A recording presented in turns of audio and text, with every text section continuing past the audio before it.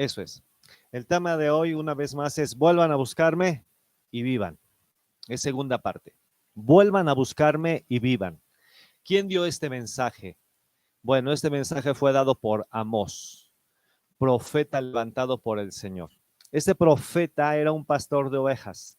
Este profeta era un cultivador. Este estaba dedicado a los animales y a la tierra. Este hombre, cuando se le dijo, vete a Judá, vete allá de donde tú eres y allá profetiza, allá gánate la vida. Eso era lo que le estaba diciendo el sacerdote del culto idolátrico, que lo estaba corriendo. Amós dijo, yo no soy profeta, o sea, no me dedico a profetizar, ni soy hijo de profeta, que quiso decir, no me han preparado para profetizar. Yo soy un pastor de ovejas, un cultivador de higos de sicómoro.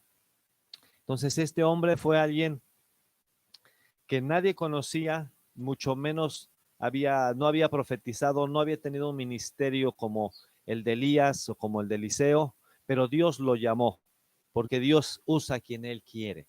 Si Dios te quiere usar a ti, te va a usar, porque Él es fiel a su palabra y Él dice que Él ha escogido lo que no es para deshacer lo que es. Él escoge quizás lo que es menospreciado, lo que es débil, para que se vea su fortaleza.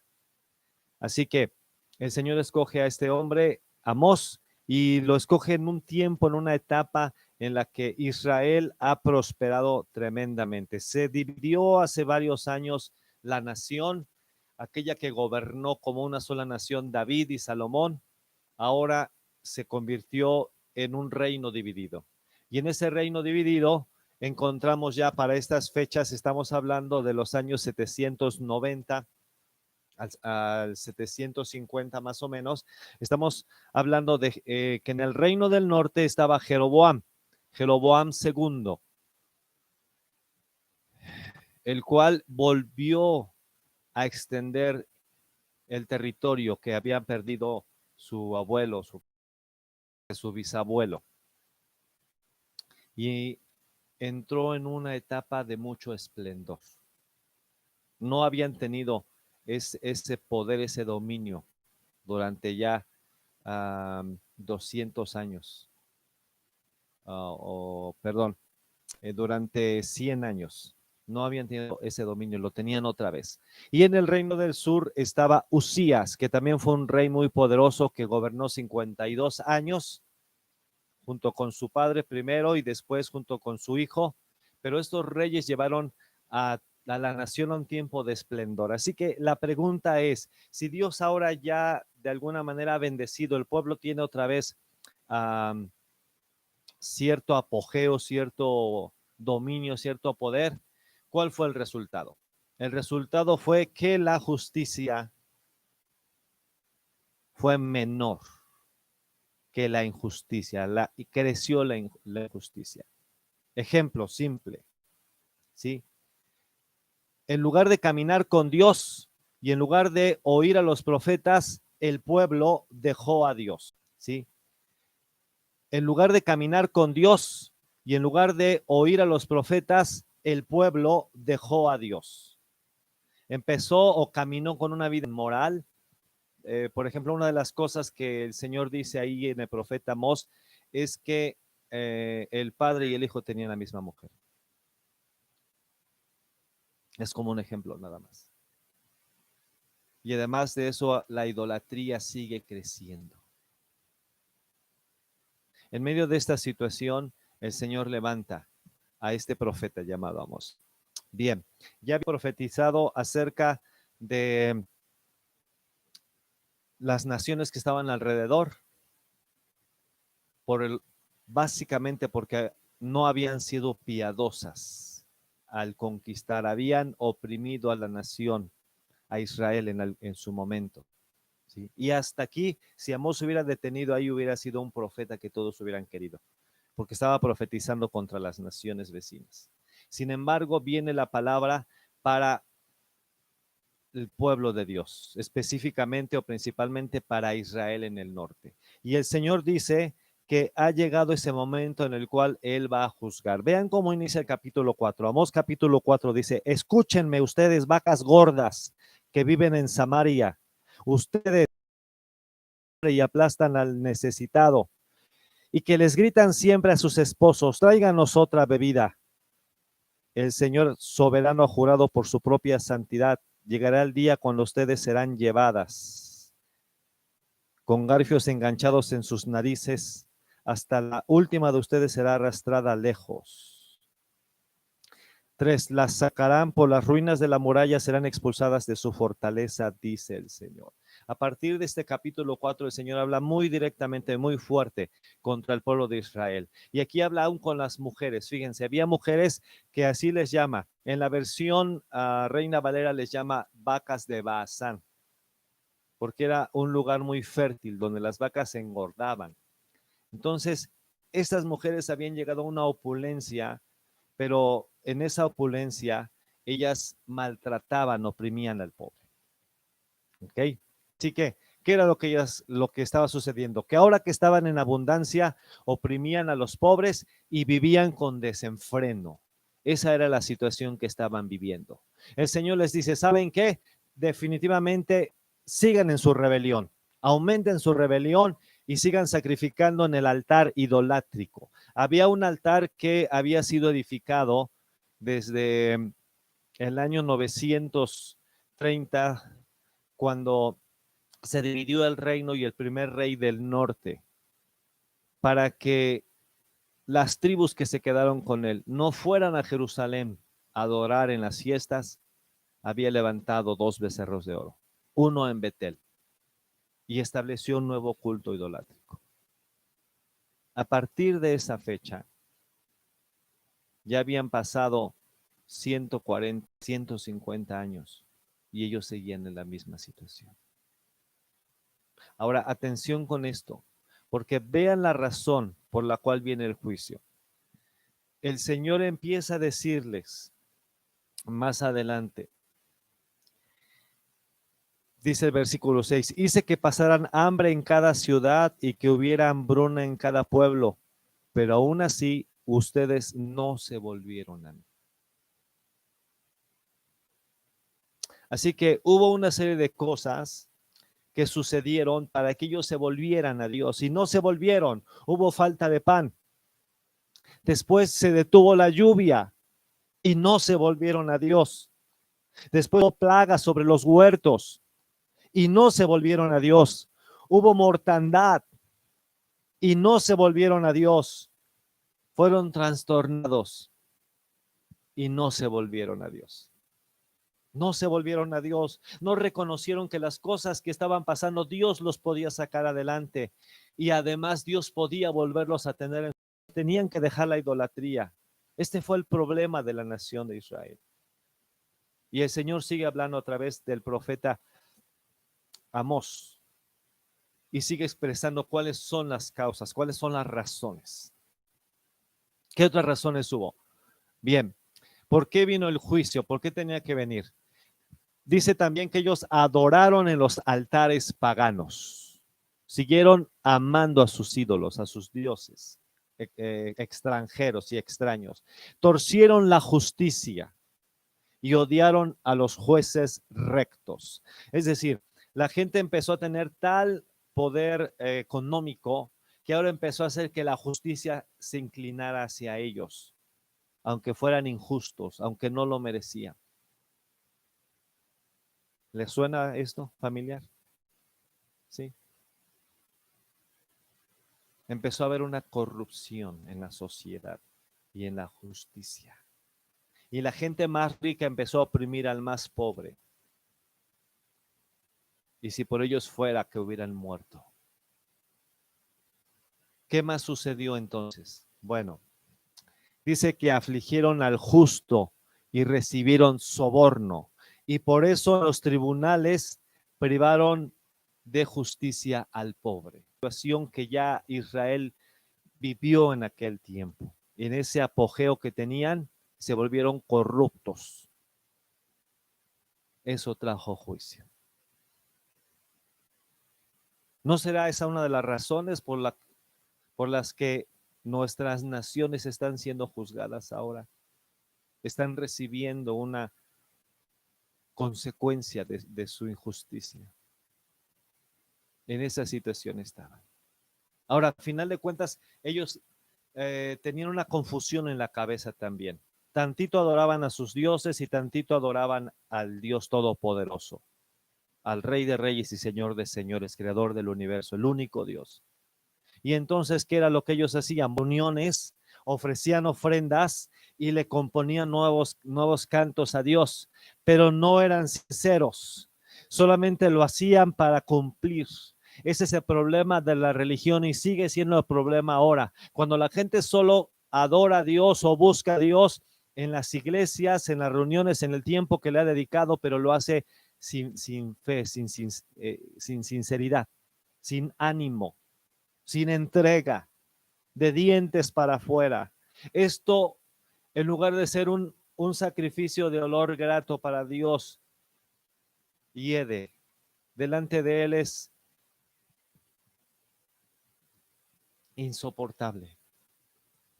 No seamos de ellos, no seremos de ellos. No añadiremos pecado a través de eso, no. Ellos adoraron a otros dioses. Y el capítulo 6 básicamente lo que dice es que se entregaron a los placeres y fueron indiferentes a la ruina nacional.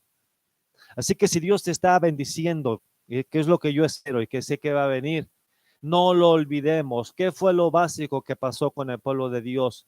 Lo básico que pasó es que se cumplió lo que el Señor les había advertido y les había dicho que no olvidaran. En la ley y principalmente en Deuteronomio, cuando iban a entrar a la tierra prometida, el Señor le dijo a su pueblo, te voy a introducir a la tierra prometida. Cuando vivas en las casas que tú no construiste, cuando comas del fruto que tú no sembraste, que tú no cultivaste, que solo estás cosechando, cuando tengas todas las cosas que yo te voy a dar, no te olvides que yo te las di. No te olvides que yo te amé de tal manera que te escogí entre todas las naciones. No te olvides que yo soy el que te bendigo, el que te doy el poder para hacer las riquezas. ¿Y qué fue lo que hizo la nación? Se olvidó de Dios. Se olvidó de amarlo sobre todas las cosas.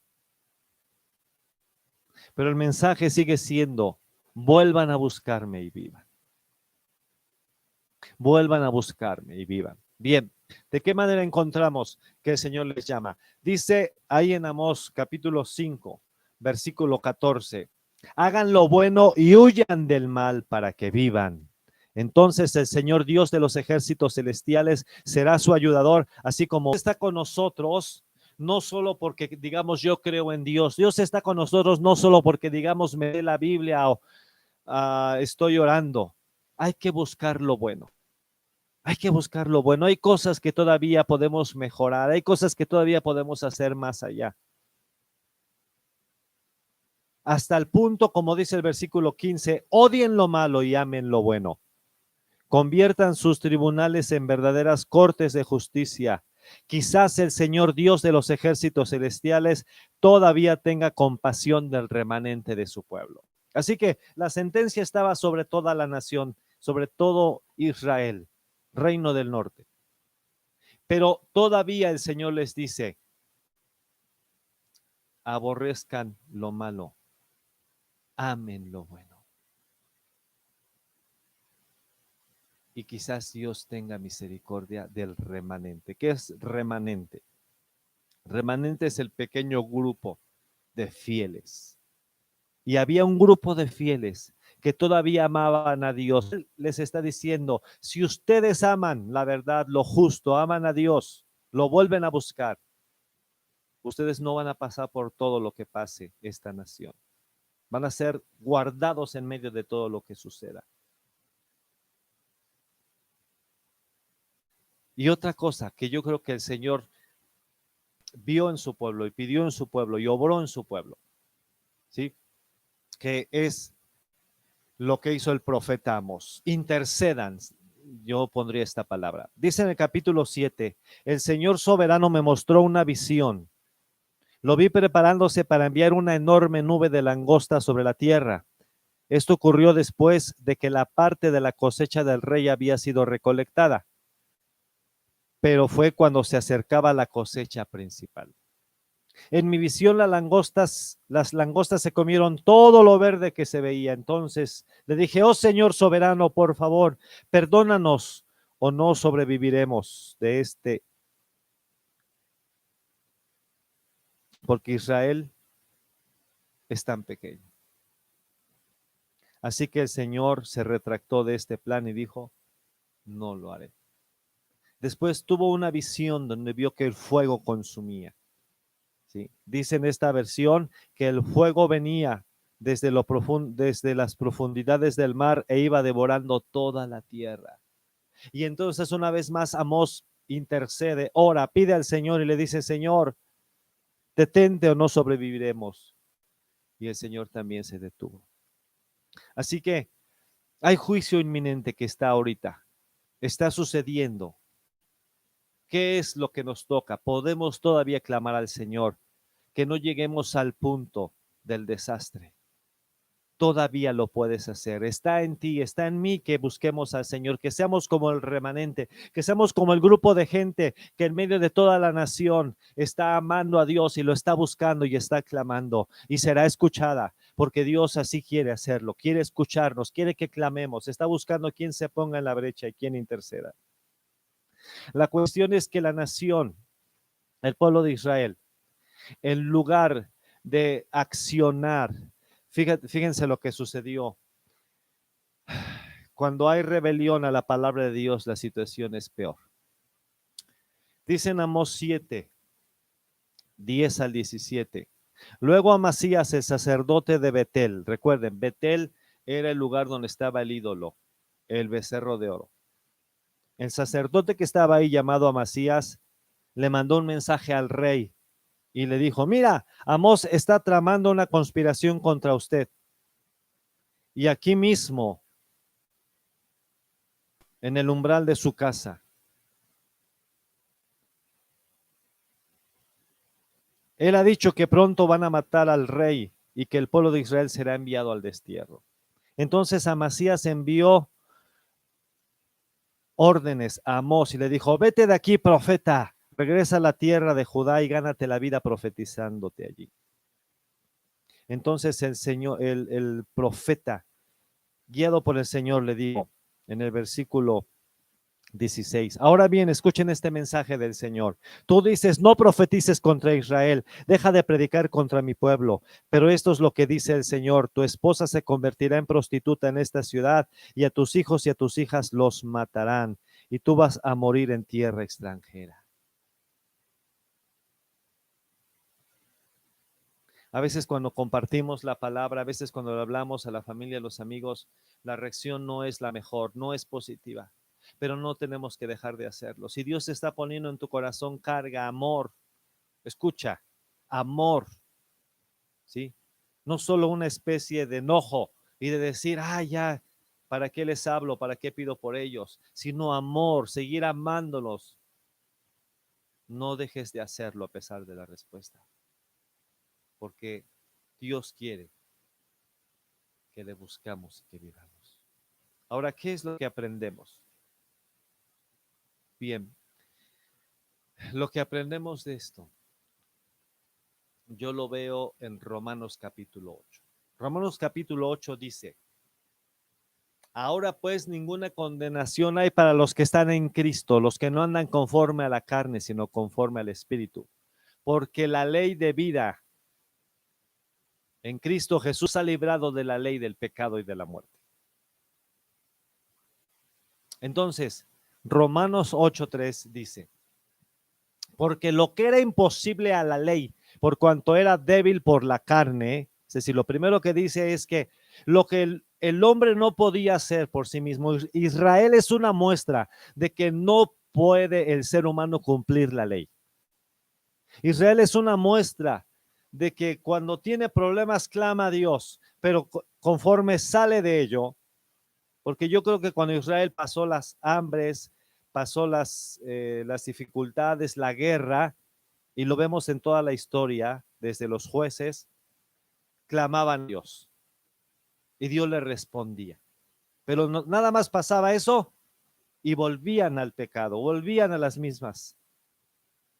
Por eso es que si Dios está tratando con nosotros, humillémonos, busquemos a Dios con todo nuestro corazón. Digámosle, Señor, examina mi corazón.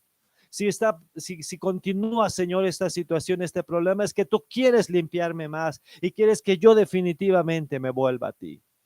Cuando nos volvemos definitivamente a Dios y viene la abundancia, no nos vamos a olvidar de Él. Pero esto para el hombre es imposible. Romanos dice que lo que era imposible por la ley, por la debilidad de la carne, el Señor tuvo un plan, y ese plan fue que Dios envió a su Hijo en semejanza de carne de pecado.